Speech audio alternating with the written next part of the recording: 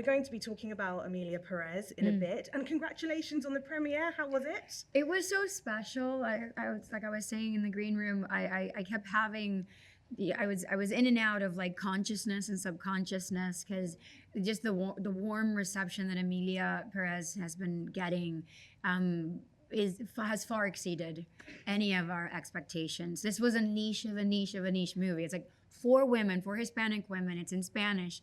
It's a musical. It's, you know, and yet people feel it. So that has been really emotional for us. So from one choreographed film to another, your very first film role in Center Stage, which is a gorgeous coming-of-age film about a group of young ballet hopefuls. Can you remember when you realized that this was what you wanted to do for the rest of your life?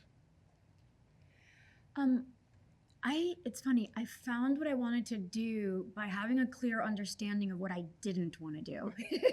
I come from a family where my father was a businessman, and my mom is a stay-at-home mother, and doctors and dentists and architects in my family, and yet none of those things, appealed to me. I thought I wanted to be like a veterinarian because I feel like I had more in common with animals growing up. And then I started dancing ballet, and it became a medicinal, part of my life during a time where I was just having a hard time. So I had lost a parent and at 9, and I just remember that those first years after my father had passed were really difficult years for my mother, my sisters, and I. And ballet became this outlet of just like emotion, and it also gave me this power that I didn't think I had. When I realized I didn't have the feet for dance, and no matter how much I was going to push my body, I had already been dancing, for 8 years. And it came at a time where it's like, oh, I'm gonna graduate. I have to go to college. Like, what do I study? And I knew I didn't want to go to college, so I thought, okay, I've been on stage. I enjoy the process of inhabiting a person and walking in their shoes and moving like they do, but I've never used my voice. And the voice is also an instrument, just like your body is. And so I tried musical theater, and I enjoyed it a lot in New York. And one thing led to another, auditioning from commercials to episodics, to then Nicholas Heitner casting for Center Stage, and I thought, this is the sign that I needed from the universe. A movie about ballet to say goodbye to a part of my life that was so paramount in my life, and to say hello to this other that I've been so curious about, and now I can solidify it and kind of like go all in. Well, let's take a look at a clip of you as Eva Rodriguez sticking up for your fellow classmate, played by Amanda Schull. Thanks. Why was Eva such a special role as your kind of starting role as well? I didn't know it at the time. When you're young, you gravitate towards things that you unconsciously identify with. What I really wanted was to be a prima donna in classical ballet. And I hadn't really seen women of color doing that. Halfway through this production, I realized that it is important to manifest things, because when they may not happen in the way that you want them to, but they certainly can, and they will happen. You just have to be present enough to sort of see that. Eva Rodriguez is a lot of women, is a lot of boys right now as well, that want to dance at Bolshoi, that want to dance, in the Paris Opera, that they want to dance in Chicago, San Francisco Ballet, New York City Ballet, ABT, and they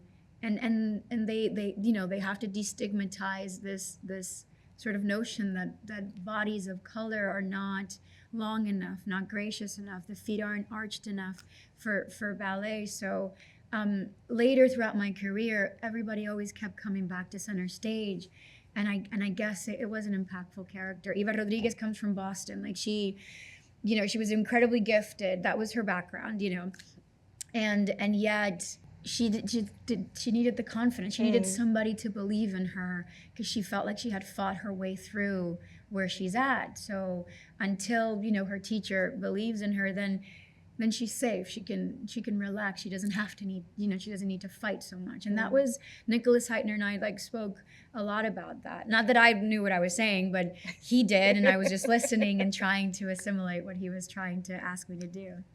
A few years later, I would then see you in Pirates of the Caribbean, and I was so inspired by you in that film that I dressed up as you that year for like a costume party.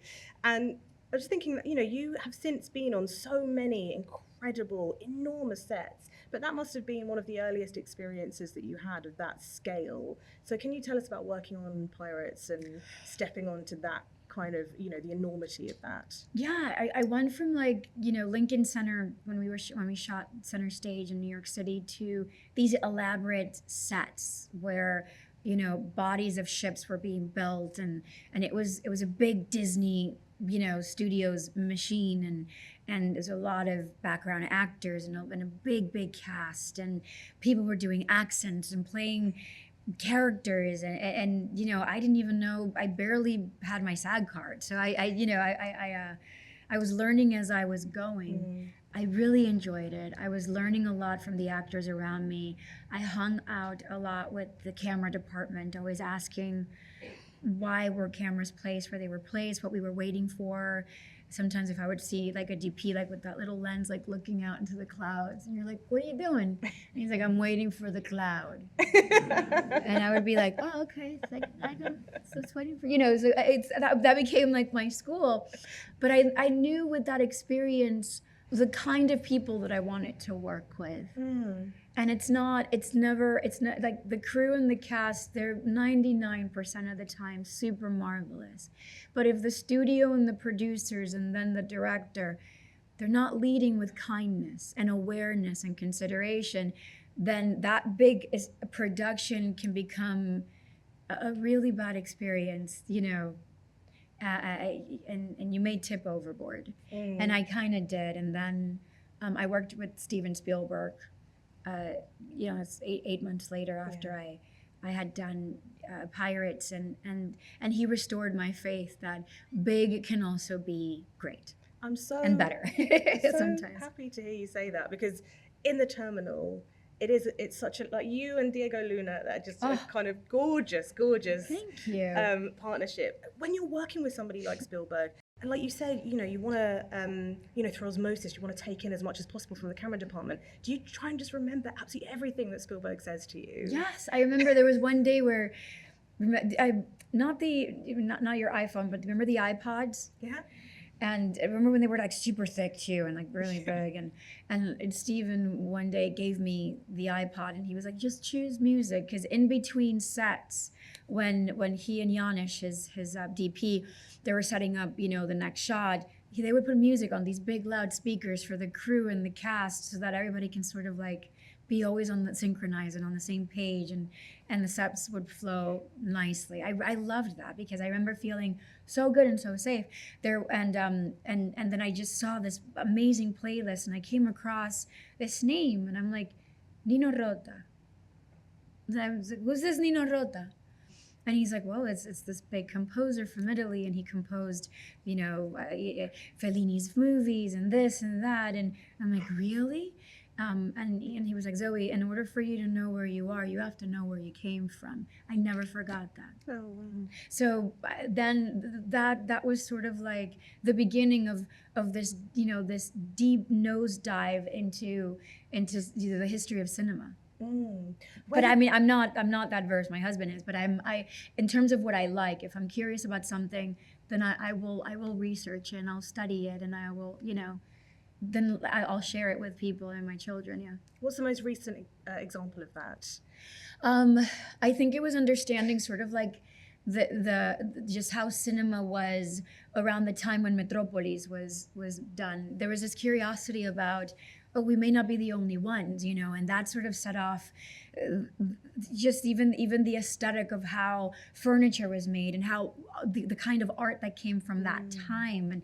And so and to know that Mexican cinema and German cinema is just as old and probably older than you know, American cinema. Like I love knowing these things because I grew up watching, you know, Mexican cinema with my folks in black and white, and I had no idea that they had sort of set a precedent in so many ways to the Hollywood that later became what we know today, you know. Yeah. Let's move on to Avatar. Yes. And tell us about the bond that you forge with somebody like Sam Worthington. What that's like when you're both sort of spearheading one of the most successful, impactful films of all time. You know, when you're young, I feel like ignorance is bliss. Yeah. Sometimes, like, there's this fearlessness that you have when you're young because you haven't really had experiences at all, and when you're having them for the first time, like, anybody can be like, you want to jump there, and you're like, I'll jump, and you just jump, and then you learn to ask questions like, well, how high is this, and how far do I have to go, and is somebody down there waiting for me? Like, now is when I think about those things. But booking Avatar, I think it was because I had that fearlessness. I mean, I was fearless, and I was just like, I'm gonna do whatever this director's asking me to do, and it turns out that it's James Cameron, you know. And I remember watching The Terminator since I was 6 years old. I would come home from school, and I would have those video cassettes, you know, and I would just like, you know, when you slip it in, you press play, and you have to, and it plays like, and it would break, and my mom would have to go buy other copies of it because I was obsessed with it. Full circle later on, like, I'm 26 years old and I book Avatar, and it was such a beautiful story. So I feel like if Sam were here, he would have his own version of how fearless he was at that time, and maybe that's why he booked, you know, the Jake Sully role. Every day we kind of felt, you know, just always sitting there with like our elbows to our knees, just watching this man, this scientist, build these cameras and figure out a system and learn how to do things. And then when you get on set, it wasn't anything big. It just felt like you were just playing in a sandbox with someone that every time you had a question, he would put his camera down and say, well, let's go into this. Let's define, you know, the anatomy of a Na'vi, and, you know, their tails are this long, so that means that it's probably an extra limb, and you're like, this is what I'm doing with James Cameron. It was a wonderful experience, and once again, I felt like I was in school again, you know. Let's take a look at Neytiri and Jake Sully in action.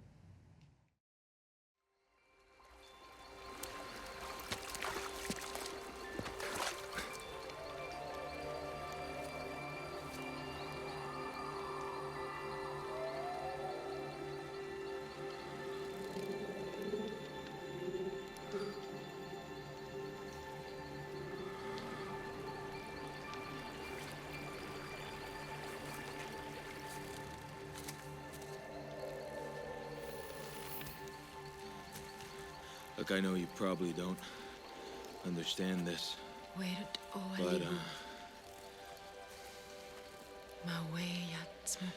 thank you.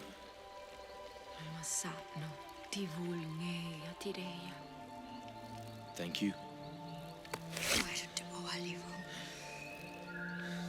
That was pretty impressive. I would have been screwed if you hadn't come along. Hey, wait a second. Hey, where are you going? No, wait up. Hey, slow down. Wait up, I just want to say thanks for killing those things. Ah! Damn! Don't thank. You don't thank for this. This is sad. Very sad only. Okay, I'm sorry. Whatever I did, I am sorry. Well, this is your fault. They did not need to die. My fault. They attacked me. How am I the bad guy? Your fault! Hey, woo. Your fault. Easy. You're like a baby, making noise, don't know what to do. Easy. Fine. If you love your little forest friends, Why not let them just kill my ass? What's the thinking? Why save you? Yeah, why save me?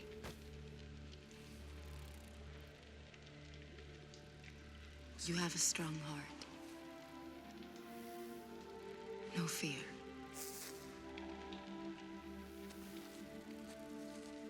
But stupid.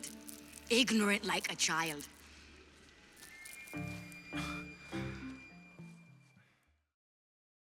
I almost wish that every time these scenes are presented, then you have what Jim used to paint the performance that we shot that day on set, that he used to paint over it. Because this, the technology of performance capture, I still believe that it's still a little ahead of its time, and we can't really grasp the level of participation that the actor has in order for these performances to be captured. If the actor just sits and projects his voice, then it's just a crew of technicians imagining how I would move and what I would do.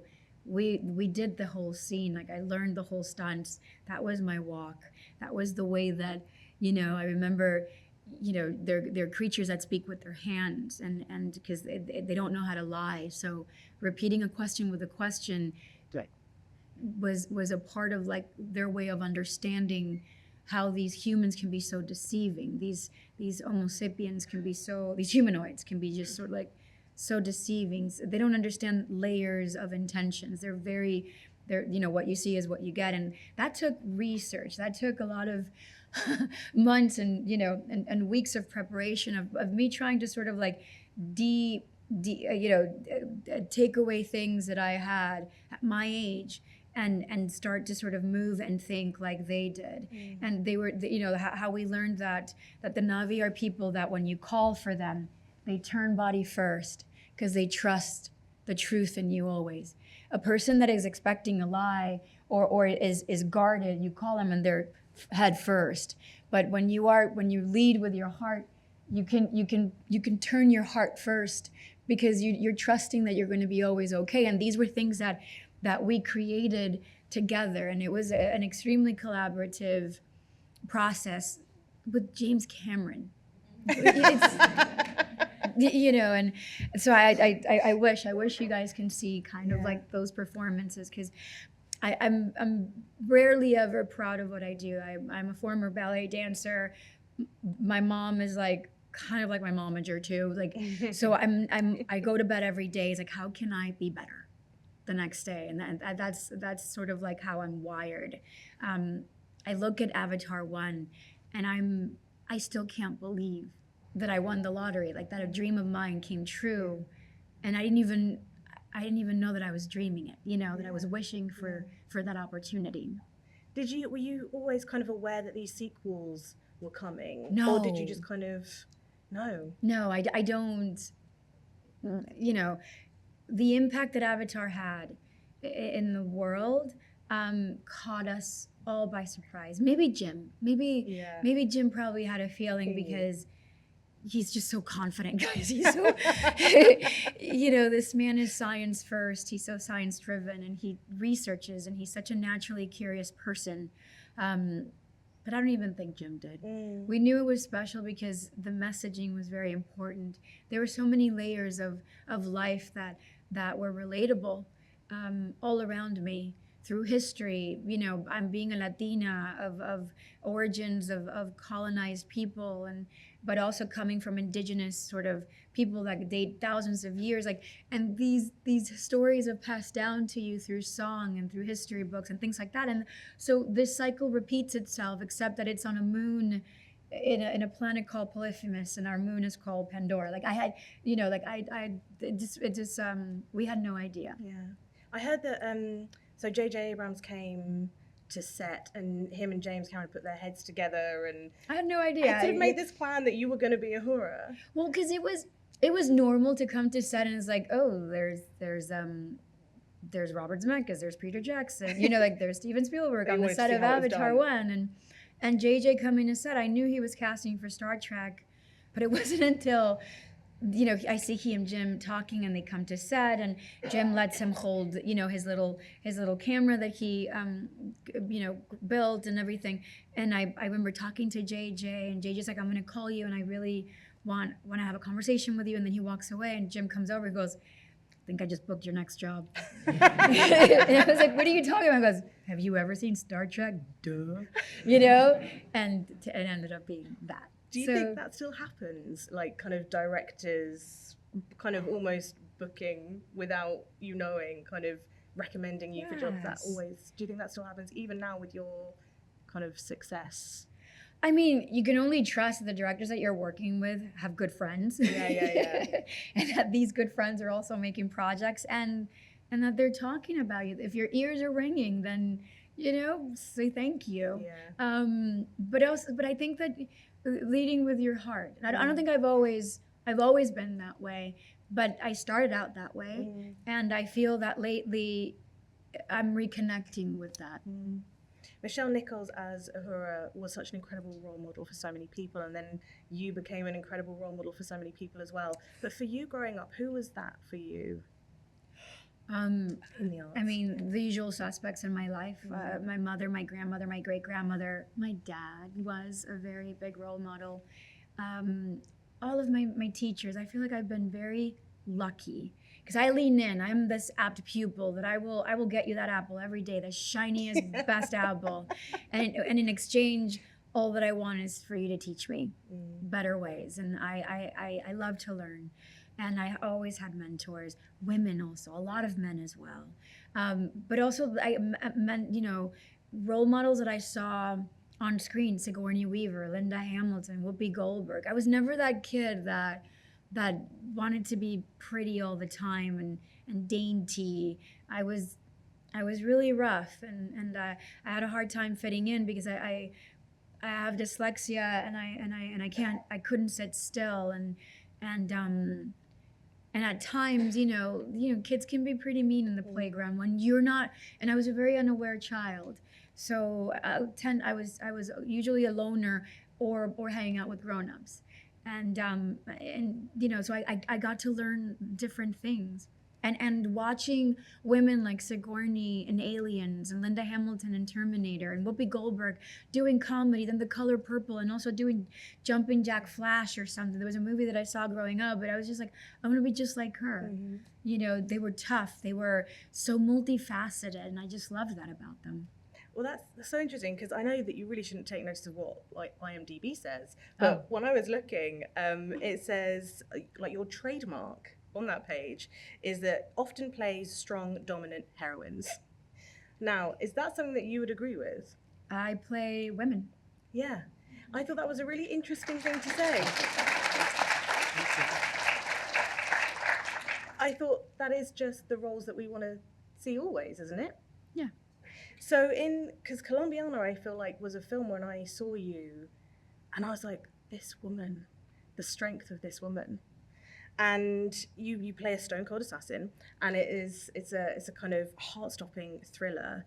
Why do you think you are drawn to these roles where you do have to train, where you do have to learn how to move differently, like you were just saying about Avatar, you have to change your physicality? What is it about that? I know you said you love to learn, but physically learning must be a whole other beast entirely. I think it's probably the dancer in me always trying to fulfill that that hole, that ballet left. I like being connected with my body. I like surprising myself. Yeah. And I like sort of discovering what I'm capable of doing. And I don't like to get in my own way, but also I like action. Yeah. Like my husband wants to watch Fellini. I'm like, let's go see The Equalizer. Like I just like I like stuff like that. I like heists, films like Heat. I can watch over and over again, and it just caters to my senses. Like it makes me anxious. It makes me feel, the sounds of like those drums. When they're getting out of the car and walking, dun dun. The way Michael Mann gives you an experience of suspense and thriller, and then dialogues, and then Robert De Niro with the. I love that, you know, and it's not to say like I dig a good Jane Austen flick, but I'm it depends on what kind of layer are you rediscovering within her stories that give women power. You know, like I like seeing women be relevant to a narrative, knowing that without this woman, that plot fails, you know, and because I want to believe, and I do believe that we play a significant part, and we contribute significantly to our lives, to our world, and I was never that girlfriend that goes with that guy to go see Gladiator. He's like, "Can you hold my hand?" And you're like, "Sure, I'll hold your hand." Like, I'm watching Gladiator for me. I'm not watching it, you know, for you. So I'm driven towards scripts and directors that are the kind of individuals that see women this way, and that know how to put a woman in a place where she really does belong, you know? Yeah. A really gorgeous drama, which presumably didn't take much physical training, was, I might be wrong, but Infinitely Polar Bear, where you and Mark Ruffalo play a married couple, Cam and Maggie. He is bipolar, and she wants to earn enough to keep her family afloat. He becomes their children's primary carer. So let's have a look at a clip. This is Maggie and Cam arguing in a bar. That character was extremely difficult because and insightful, to say, you know, amazing. I kept fighting the impulse of wanting to wring like Mark Ruffalo's neck, you know, like as being his wife and having this man be so out of control. And after, you know, talking to some doctors and to families of you know, caretakers of people with mental illness, you can't meet them where they're at, because there's no reasoning there. So there was a lot of containment. I contained a lot. It was an interesting journey because Maya Forbes wrote this story about her dad and her mom, and her sister China was also there, and we spoke about it. Getting to learn about Infinitely Polar Bear through their eyes was extremely compelling, and my heart goes out to them. After I met their mom, Maggie, she's extraordinary. And I remember, you know, for Maya at the time, and the way that the children saw it at the time, is my mom like had to leave, and she left, and then talking to Maggie wanted to be successful, and it was quite painful for her to leave her children behind. So I discovered during that journey, I wasn't a mom yet, and I wasn't married. I discovered that women, it'll be harder for women when you start a family, because there's that thing where you're punished for wanting more, and I wanted, you know, I was grateful that I was able to add to sort of my repertoire, like a character like Maggie Forbes. Do you kind of feel that extra weight of responsibility when you are taking on a true life story, or inspired from true life like this, like from scratch as well? I do, and I think that they're harder for me. Yeah. They're harder for me because there's just a level of respect, and no matter what you do, you're not going to get it right. You're not going to get it fully right. And which is why I think I'm taking a break from like biopics or playing, you know, real life characters. But some stories are just, they're too difficult to turn down. Yeah. You know, and from scratch, just like Infinitely Polar Bear, it's a love story. There was so much love between Maggie and Cameron, and I got to work with Mark Ruffalo. I love Mark Ruffalo. He's just so funny. There was just one story I know that you guys really want to hear about, like, you know, the whole journey of acting, but we were staying in this little house in Providence, and it had like 3 apartments. I stayed in the first apartment, and Mark was in the second apartment, and it was an old house, like old New England house. In the middle of the night, it just kept making all these and one night I just woke up like, blah! And I screamed, and I heard Mark, ah! Because I guess his bedroom was directly above mine. What? And I'm like, Mark! And he's like, what's going on? I'm like, I think there's somebody here. Please come. And he's like, wait, let me put some clothes on, I'm naked. So, since then, every time we see each other, he goes, Meg! He calls me the way I call him. He's an incredibly talented person, and what a decent human being. Yes. Yeah. And was there anyone in the house? No. Of course not. It was still a good reason to get Mark Ruffalo out of bed. With your role as Gamora in Guardians of the Galaxy, I know that you were afraid perhaps of being typecast in a certain kind of role of kind of big sci-fi. I know you talked about that at the time. But how did that pan out for you? Were there doors that actually opened? A lot of sci-fi doors opened. After Avatar and Star Trek, I think that James Gunn, he had seen my work and he really wanted me to play Gamora, which today I appreciated a whole lot more than I did back then. Back then I went into Guardians with a lot of fear of being typecast because it would have been my third round in the universe, and I guess my team was sort of worried for me. But reading that script, there was just something about the hero anti-hero, like the a-hole, that saves the day reluctantly, that I had never seen before. And I was curious to work with him. Yeah. How do you think sci-fi has changed, even in the time that you've been working in that genre, as a fan yourself? I mean, maybe the technology gets better and better, so it gives the director and his team the ability to give us a better experience, a much more immersive experience. But I almost feel that science fiction is that genre that has been constant and consistent. I'm biased. I really love reading science fiction, and I love watching it. Books of Octavia Butler, I've devoured, and I love when, content creators and writers have the ability to imagine the unimaginable, so I don't really, Avatar is a reflection of the evolution of sort of technology and how cinema continues to evolve. But in terms of stories, it always stays the same. And I think that it's a reflection of who we are as a human race. We're really curious about if there is life out there, what is the interaction that we would have with it? Are they here to study us, to give us something, or to take something? And obviously that speaks from our fears of the unimaginable. And I'm extremely fascinated with that. Yeah.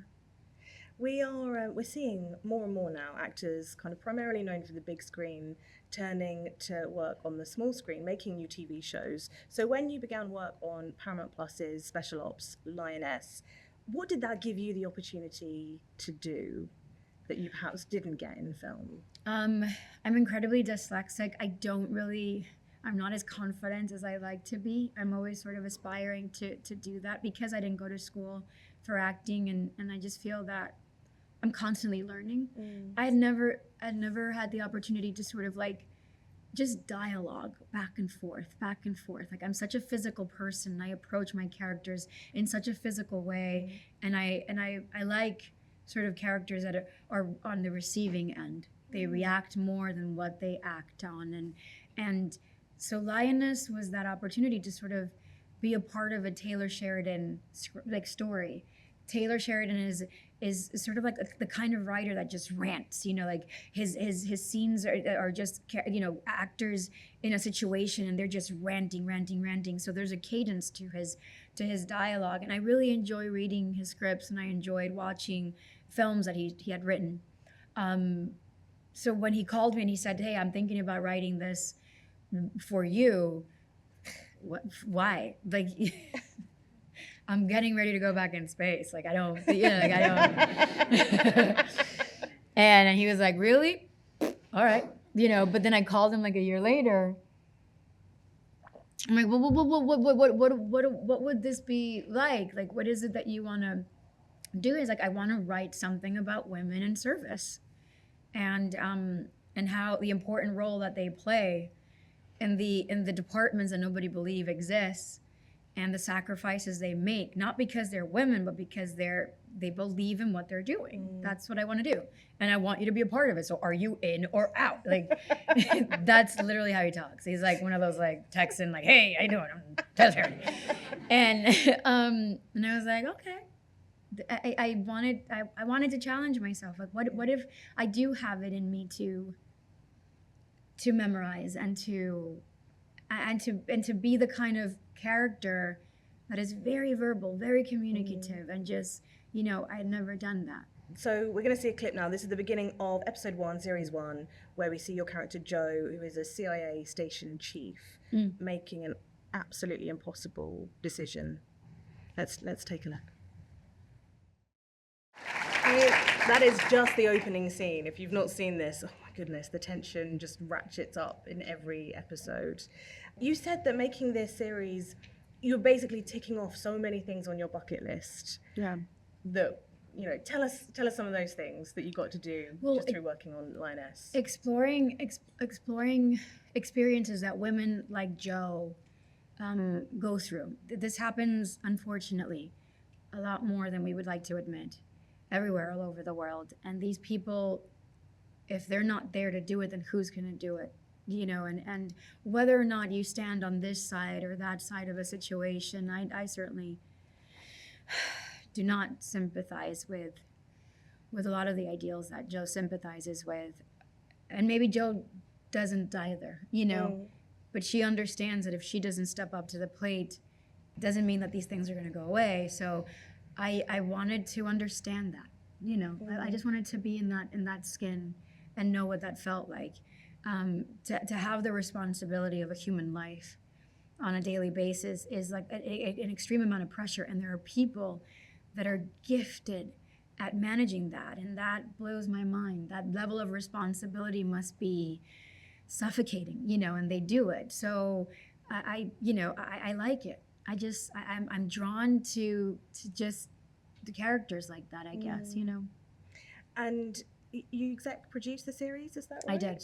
So what is that? Because that obviously can mean a whole kind of spectrum of things. But what does that mean for you if you are putting your name on something as a producer? It means that I'm stalking Taylor Sheridan while he's editing, and I'm psycho texting him like, "Call me back. Hey, call me back. Are you there? Hey, did you just dial me? Don't hang up. Don't hang up. Don't hang up." The one thing that in my career that I've sometimes I live with, and it's hard, is when I care so much. I always care a great deal about what I do, and when you imagine that the film is going to be a way the story is going to sort of be edited and composed in a certain way, and it isn't. It's not even close.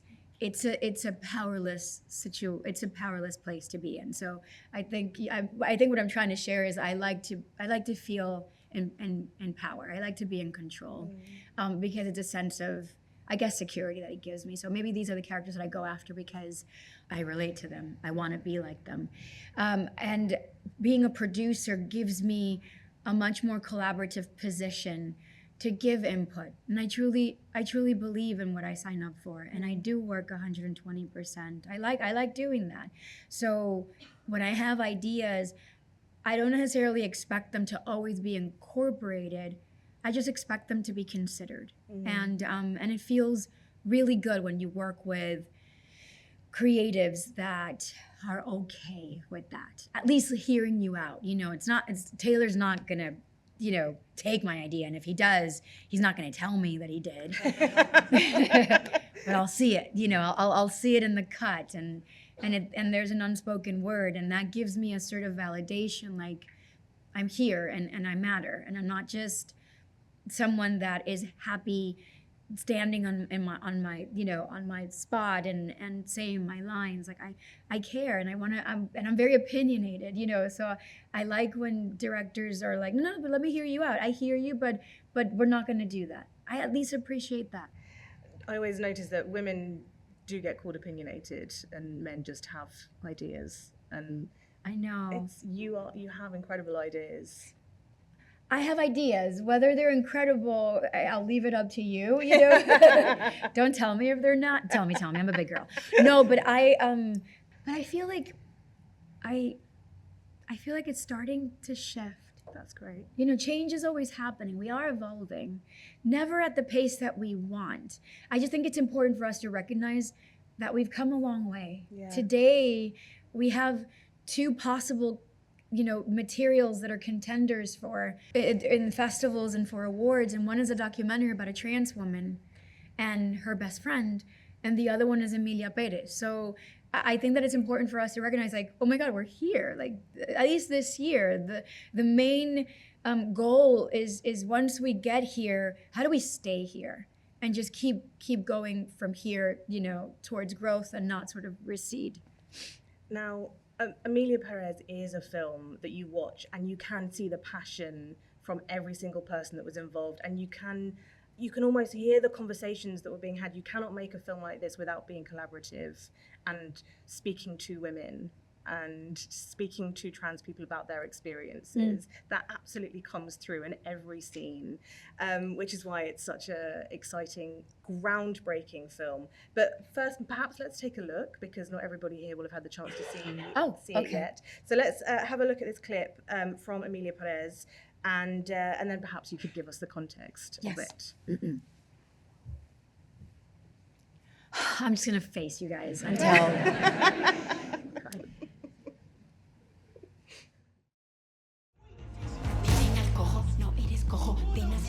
En tu próximo puto retraso de pago acabarás en la silla de rueda, lo sabe bien. El que perdió su mano, sé muy puntual si eres corrupto. Miren al querido Gabriel Mendoza, con su nueva mujer, su nueva esposa. Muy joven, muy rubia.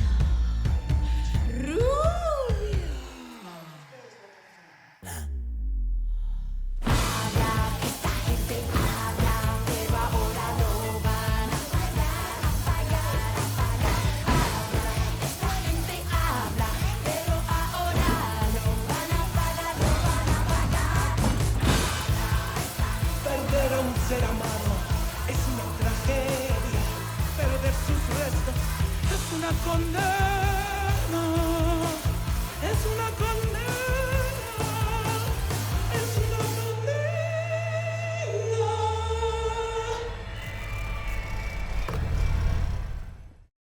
Tell us about where this comes in the film.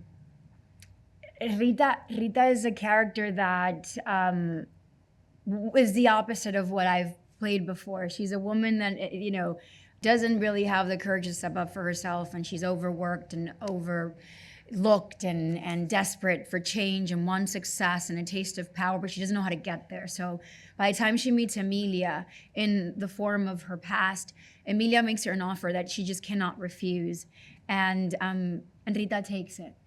In this scene, Rita has already acknowledged that both her and Emilia have bitten more than what they're capable of chewing, and Rita is just paranoid. She's just like this, you know, all the time. But she's also very just upset with her environment, and she's surrounded by, you know, injustice and decadence and greed.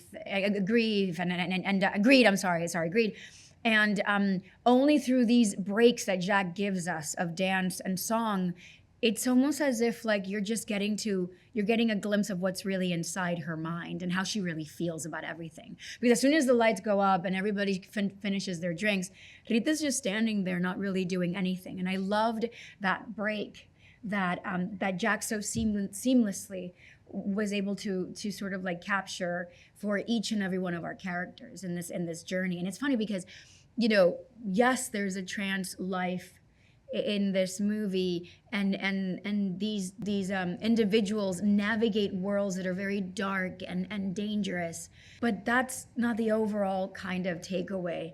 It's a story of 4 women being on this journey to become their most authentic selves and be free and be loved while doing it. And I just can't believe that Jack was able to layer all of these themes into a story, and that you guys, you know, at least the ones of you that have seen this movie, and you dig it, that you guys do, you know, we were not expecting this reception at all, and we're so grateful. because you won Best Actress collectively at Cannes Yes. this year, which is what an incredible achievement. And what did that collaboration, winning that with other women as well, what did that mean for you? Because that felt incredibly special. That it's good business to create a sisterhood with other women.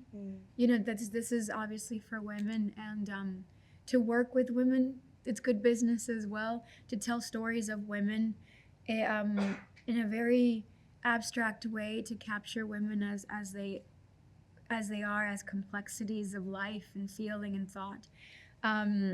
Never in a million years did Adriana, Selena, and I go into this thinking like, this is gonna make us, Carla was such a force of nature from the beginning, from the moment you shook her hand and you sort of went, this woman is playing two characters, and she's gonna have to dig deep into maybe parts of her that she's trying to distance herself from.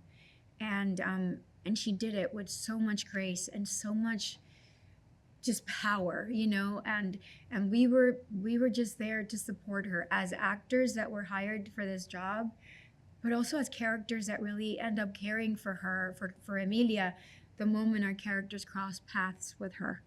The acknowledgement of us as an ensemble, like I didn't even know how, I needed it so much.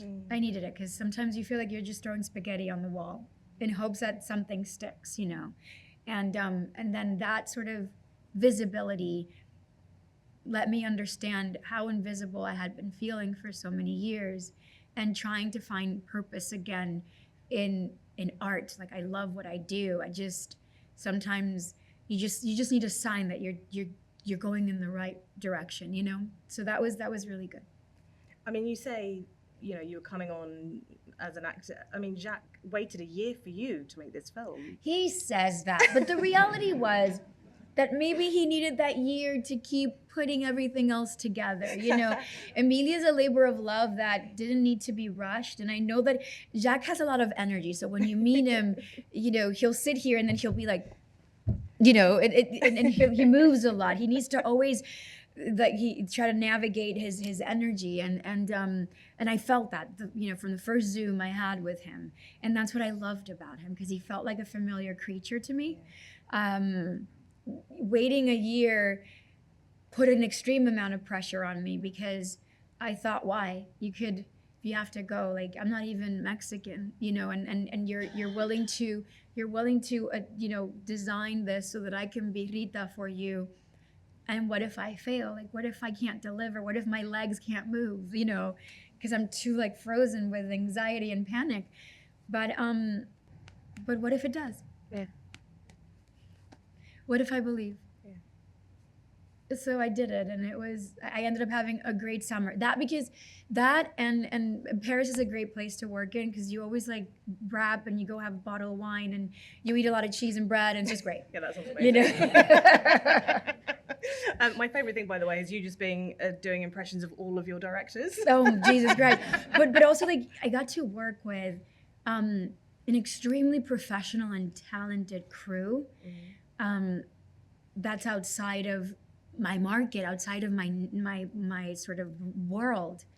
And I was blown away with how, they made these studios in Paris look like Mexican markets, Mexican streets, Mexican nightclubs. It blew me away, the level of research and preparation that they took during the year that he was waiting for me to get all this ready. It was extremely special. Yeah.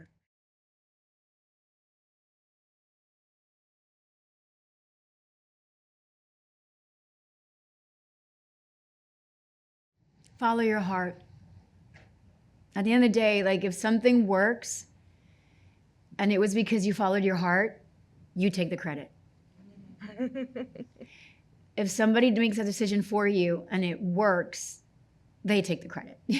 So you have that choice. And following your heart means that you have to continue educating yourself.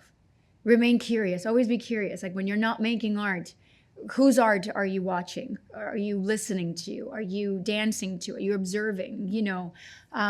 Because that keeps you inspired. That keeps the well of inspiration full.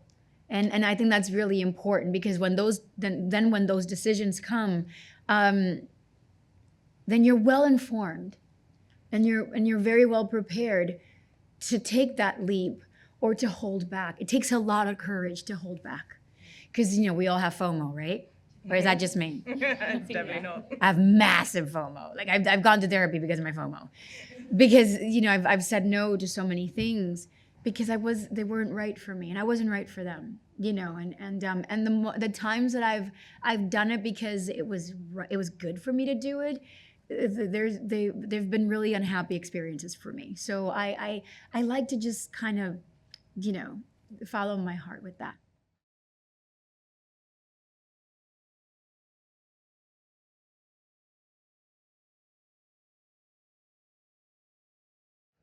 You want the real truth? Yeah, of course. It wasn't like I was a party girl, but I did I did go out a lot. Like when I was there were moments on, when I got my big break and I started traveling, and then you go to Fashion Week and you do all these things, and you sort of like accumulate like a travel with like a work thing. I wished I would have understood just the importance of preparation, of like memorizing, as opposed to sort of winging it. I saw a clip one time on Instagram of Bill Nighy. Is that how you say his last name? Bill Nighy, yeah. Nighy. And he was being interviewed, and he was just like, just fucking memorize. Yeah. And he said something around the sort of like the thing of like worry when you get on set and your co-star is asking for sides. And I remember thinking, I'm like, that's me. Like, that was me for so long. And yet, you know what? I needed to shed some skin anyway. But I made a promise never to be that actor or that coworker to somebody. I want to be prepared. If anything, I want to be so prepared that I'm helping you run lines. So I wish I would have done that more, because that was always my instinct. And then my friends would call and I would go out, and then,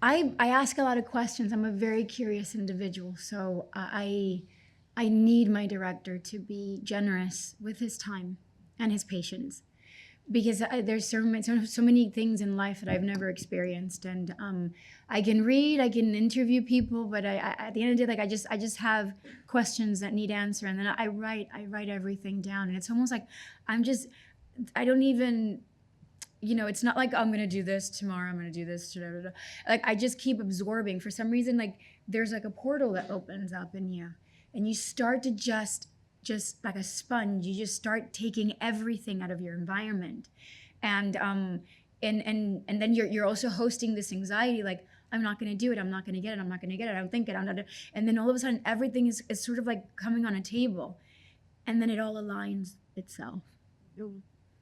And you just have to keep breathing, because when you don't breathe, like it's true, like oxygen stops going to your brain, so therefore you can't really have a thought, right? So you just keep breathing and just trust that the body keeps the score, the body's assimilating, the brain is assimilating, the spirit is absorbing things. I'm extremely compassionate. I like to think that I'm a compassionate person. I torture myself sometimes just living vicariously through someone else's journey. Maybe that's one of the reasons why acting for me is sort of medicinal, because I get to heal parts of me that I maybe unconsciously don't know that they're hurting, and I love knowing that. So interviewing and asking, and I remember when we were doing, there was one evening where I was, I had come home from doing stunts from Avatar 1, and my nephew was staying with me. My nephew was maybe 4 at the time, and I made beans, because I'm Latina and I eat a lot of beans every day. And I made him beans and rice, and he would, sort of like pick out the beans and just eat the broth with the rice. And I'm like, kiddo, why aren't you eating? And she goes, well, it's very confusing to me, because you said you were going to make me beans, and yet when I bite them, they taste like potato on the inside. that was Neytiri. So if you say something to Neytiri, that's what she's expecting. So when you lie to her, it's almost like you're cutting a part of her body. She doesn't know how to internalize that. She doesn't even know what it is. So that's why when Jake lies to her, it's just a gurgled cry that comes out of her. She just grabs her head. It's like, you did this to me. She's encountering a lie for the very first. She's being betrayed. So my nephew really cracked a very important portal when I was putting Neytiri together, because when Jim was telling me, he's like, they don't know how to lie, they don't recognize a lie. I was like, well, how the fuck am I gonna internalize that? Until my nephew did something so innocently truthful. And that was my approach to it.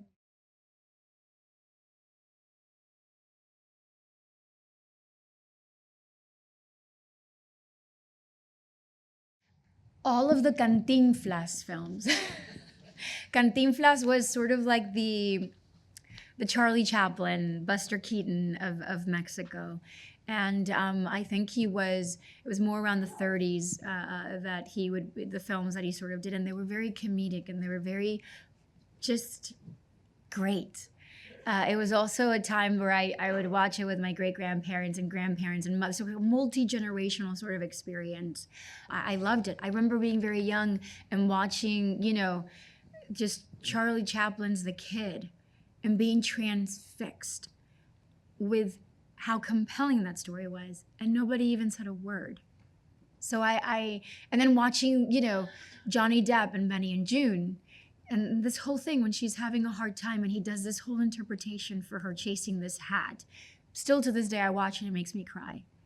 So I do believe that we have the ability to sort of remove sound and allow the body to transport you from one emotion to the other in a very swift way. I'm a huge believer of that.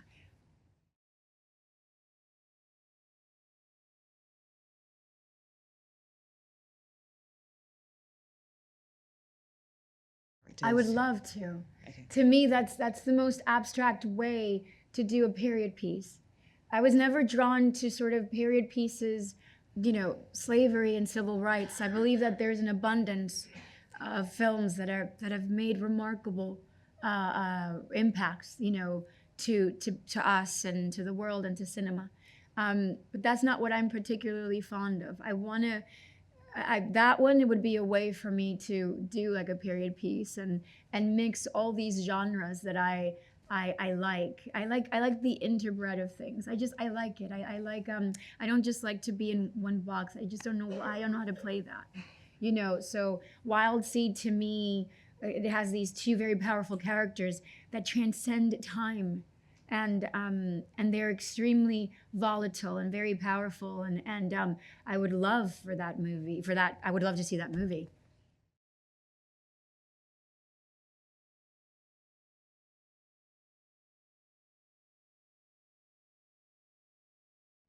Jacques Audiard, my win.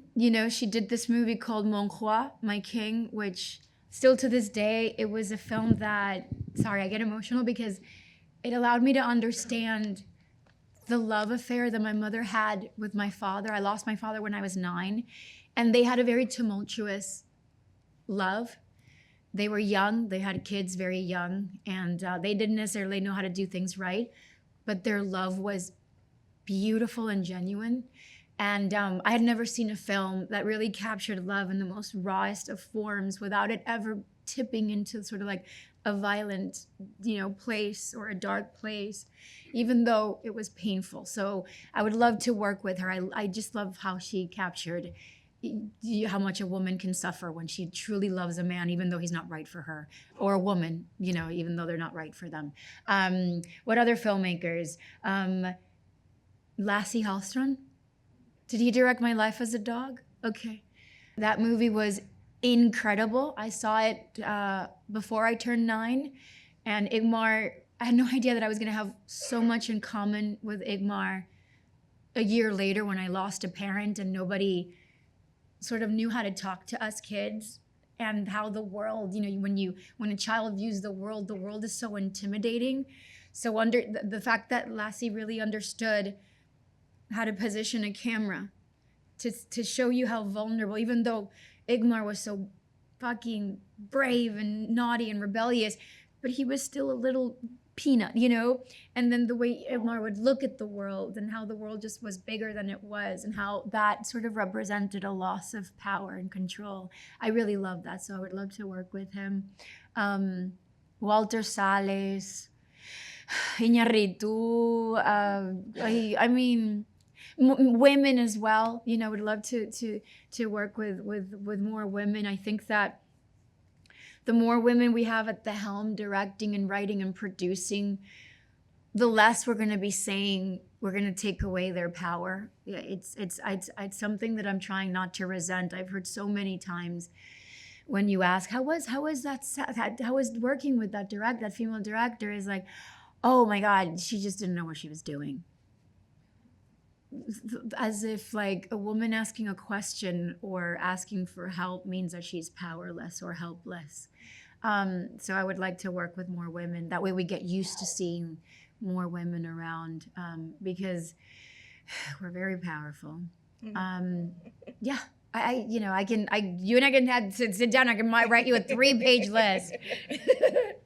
I'm so glad that you saw Emilia Pérez, which is going to be out in cinemas from October the 25th, and then Netflix from November the 13th. And I'm so sorry, that is all that we've got time for. Your questions were fabulous, but please can you give it up for the wonderful Zoe Saldaña? Thank you, guys.